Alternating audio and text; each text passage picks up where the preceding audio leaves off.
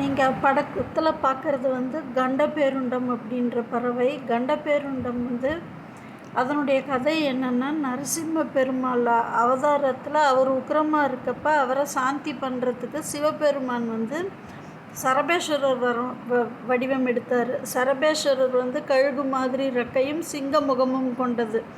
அடுத்தது சரபேஸ்வரர் உக்கிரமாக இருக்கிறப்ப அவரை சாந்தப்படுத்துறதுக்கு பெருமாள் வந்து இந்த கண்டபேருண்டம்ன்ற வடிவத்தை எடுத்தார். இந்த கண்டபேருண்டம் வந்து எவ்வளோ பெருசுன்னா, அதனுடைய 2 தலை, 2 மூக்கில் 2 யானையும், 2 காலில் 2 யானையும், ரெக்கையில் சிங்கத்தையும் வச்சுட்டு இருக்கக்கூடியது.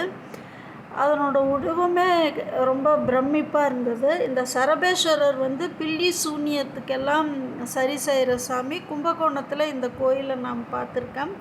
அந்த உருவம் எனக்கு ரொம்ப பிடிச்சிருந்ததால் அதை பற்றி எல்லாருக்கும் சொல்லணும்னு நினச்சேன். இந்த குயின்ஸ் ஜுவல்லரி கோயம்புத்தூர் அவங்களதில் தான் ஃபஸ்ட்டு இந்த கண்டபேருண்டம் பற்றி பார்த்தேன்.